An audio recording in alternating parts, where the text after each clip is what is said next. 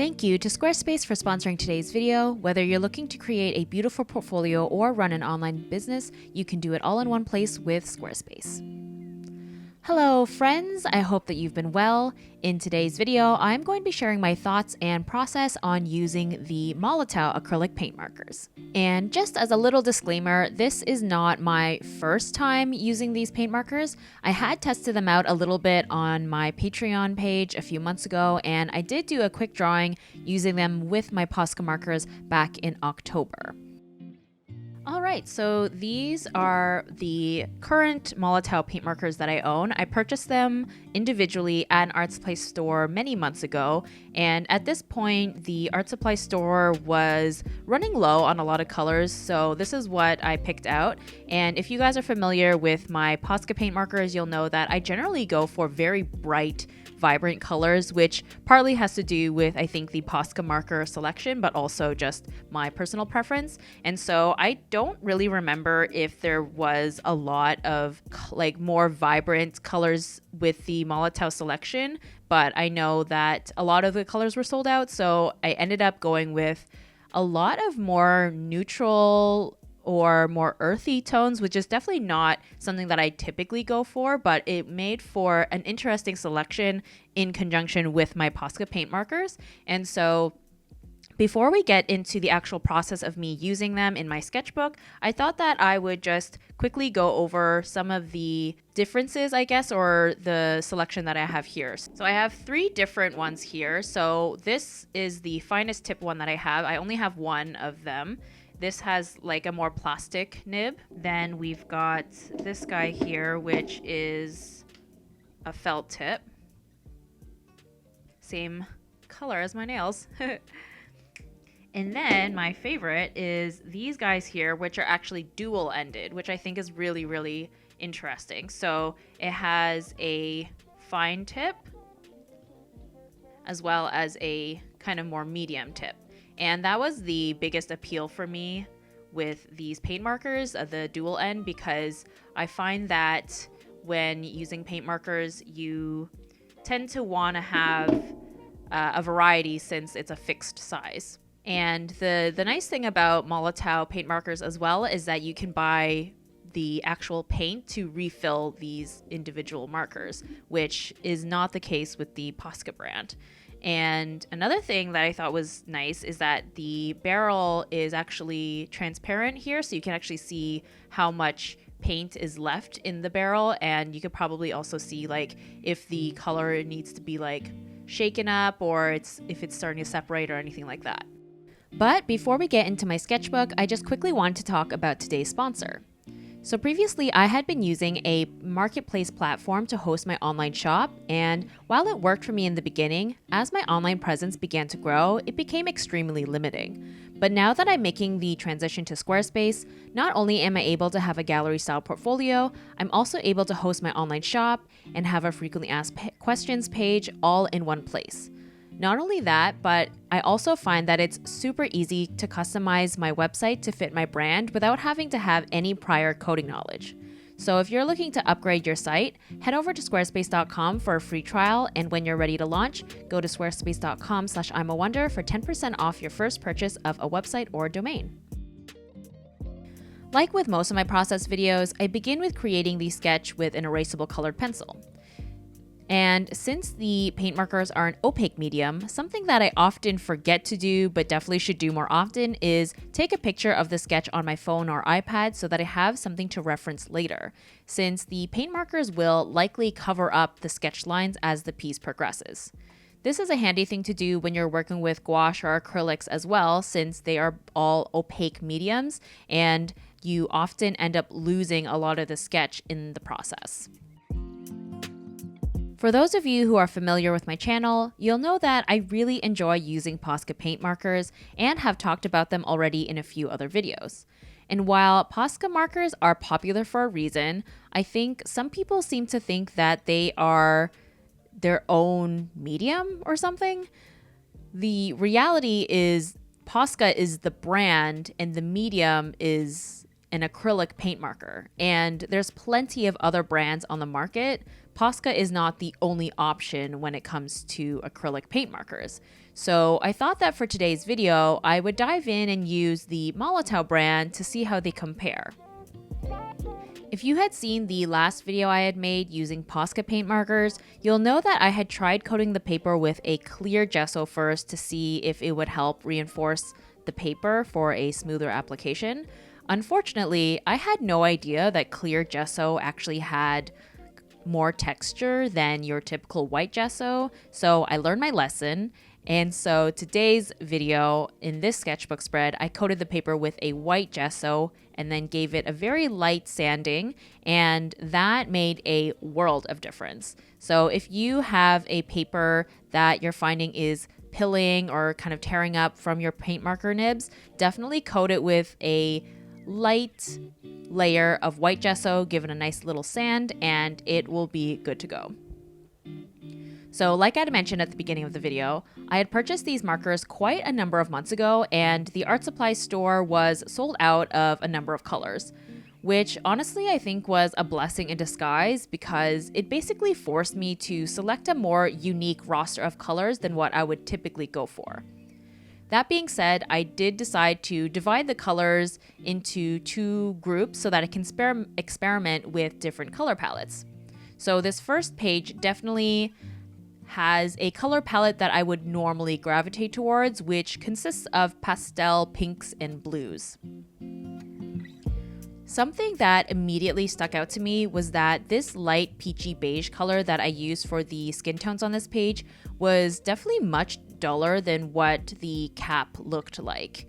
I also noticed that despite these markers being practically brand new, their coverage was fairly streaky, especially on these lighter colors, and just in comparison to when I use a brand new posca paint marker.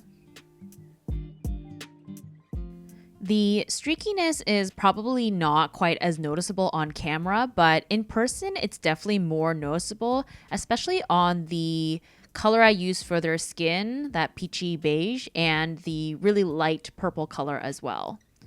To try and combat the streaks on the larger portrait on the left, I do end up trying to do a second layer on top, but it still did not end up being an even coverage. And something that typically helps with streaks when I'm using posca paint markers is I give them a good shake and depress the nib a few times to help mix the paint inside the barrel and reactivate the flow of the paint into the nib. So of course I did the same with these MOLOTOW paint markers, and even still I found that it seemed to just have an inconsistent flow of paint from marker to marker. And then I realized that potentially the reason why this might be happening with the MOLOTOW paint markers is that the majority of the ones that I have are dual-ended. So while having two size nibs is really useful, like using the small nib for details or outlines and then the medium nib for filling in areas, it also seems to result in inconsistent paint, maybe because the paint is kind of being switched back and forth between nib to nib. And then another thing that resulted in having the dual-ended nibs, which doesn't happen to the colors on this page that you're watching right now, but you'll see happen with some of the colors I use on the second page of the sketchbook spread, is that the paint wasn't consistently mixed in the barrel. So not only the consistency of it is inconsistent, but the actual color of the paint is inconsistent as well. So when I use one end of the marker, it'll be one shade, and then when I use the other end of the marker, it'll end up being slightly darker or lighter than the color that I initially put down. So of course, when I noticed that there was inconsistent colors, I tried to make sure I shook the markers quite a bit and before I actually started to put them down on the page, but I found that still didn't totally solve the issue, probably because the paint mixture was already kind of in the nib at this point.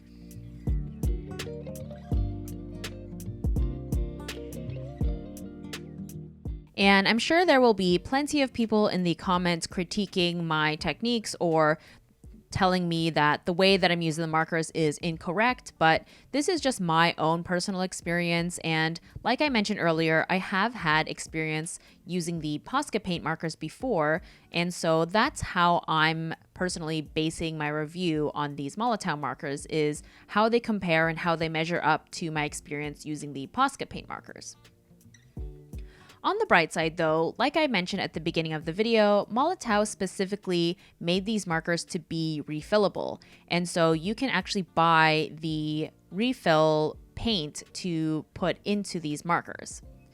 People have told me that you technically can refill the Posca paint markers with your own paint, but because the Posca brand have not released their own paint to refill the markers, the color will never be exactly the same as the marker that you had purchased, and the paint consistency will probably be different as well. Another nice thing about the MOLOTOW paint markers is that you can also buy replacement nibs, which I think is a great feature since the majority of the paint marker nibs will wear down over time.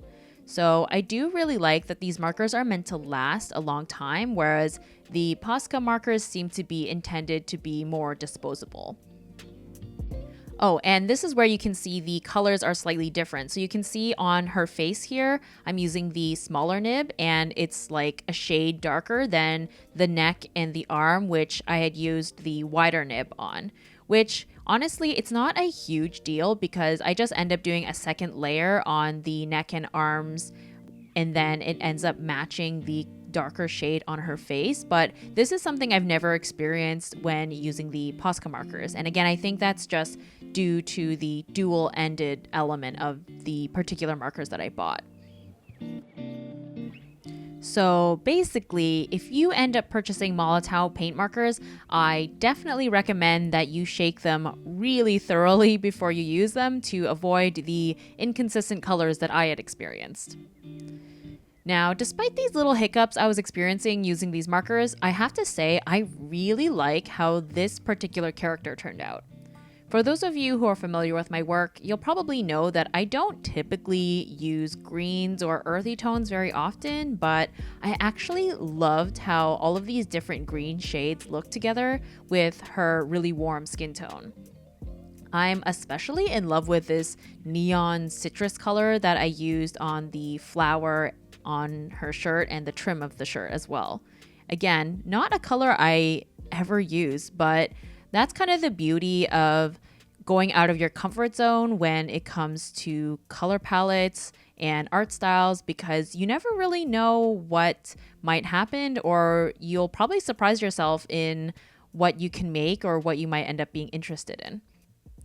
And so now that I've used this color combo, I definitely think I will revisit it again, not only with these markers, but I may translate it with using gouache at some point in the future as well for another illustration. So in conclusion, based on my experience thus far, I do prefer Posca markers. Just in the experience that I've had with both brands, it seems like Posca is a little bit more consistent when it comes to the paint flow, color, and opacity from marker to marker. And while I did talk about some of the negative elements about the MOLOTOW markers, they are not a bad product. And I think that one of the highlights of using or buying MOLOTOW markers is that they do have a different color selection than Posca does. And of course, the things that I mentioned earlier about having refillable paint, interchangeable nibs, and the transparent barrel are definitely huge pros that the Posca markers don't have. Moving forward, I will definitely continue to use the MOLOTOW markers, and I will just be very mindful of needing to really give them a good, vigorous shake before laying any colors down. And I also think that there can be some really nice color combinations when using both brands together. A really good example of someone who uses both brands is Angela Pan. I'll leave her YouTube in the description down below. She is so good at using paint markers, and I definitely recommend checking her out if you're interested in hearing somebody else's thoughts on both of these brands and seeing someone use these markers in a completely different style.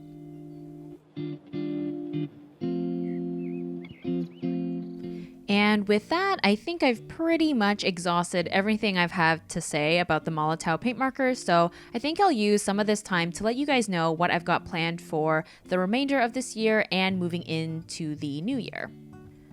I have talked about this a few times in my videos and on my live streams, but basically, I am very tired.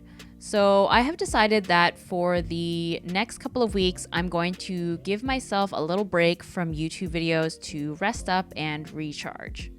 I do, however, want to do one last live stream here on YouTube with you guys before the year is over, so I'll be sure to post when that live stream will happen in a pinned comment of this video, and I will also post it in my YouTube community tab and on Instagram as well so that you know when it will happen. If you had seen my live stream on here earlier in the month, you'll know that I was drawing characters that were suggested that reminded you of me. So the first two that I did were Wednesday Addams and Raven from Teen Titans. The next two characters that I'll be drawing in the upcoming live stream will be Shigo from Kim Possible and Hikati or Hecate from the webtoon Lore Olympus. It seems like that name has a couple of different pronunciations, so I'll have to decide on which one I want to go with. Anyway, if you had missed the first live stream, it's still available to watch on my channel, and I'll be sure to leave the new stream up as well in case you're unable to make it. Then, as for January in the new year, if all goes well, we'll be back to a new video each Friday starting on the 8th. So basically, I'm going to give that first Friday a break as well. So yeah, I hope that you enjoyed today's video and found it informative. I'm going to sign off here and let you guys listen to some music for the remainder of this process. Have yourself a lovely day or evening, wherever you are, and hopefully I can catch you in my upcoming live stream. But if not, I will see you in the new year. Stay safe and healthy, everyone. Bye! Used to get my hair done, used to have my nails long, used to wearing makeup every day. Used to rush to work and have no time for fun, and spend half of my life on full highways. Then the world closed down, stuck inside this town, home with the family, all new reality. Four walls and a door, nothing's like before, you and me and no distractions. So let's just keep it simple. There's so much we can do at home. Build a fort in the living room, have a pillow fight, grilled cheese in our bedroom. Look at stars and eyes, keep it simple. Disconnect the telephone, rip up all the calendars, cancel every plan, catch up on The Bachelor. We'll still have begin the day we kept it simple. Always used to worry, always in a hurry, let all of the minutes just fly by. Focus on the wrong things, double tapping, scrolling, fall asleep while asking myself why.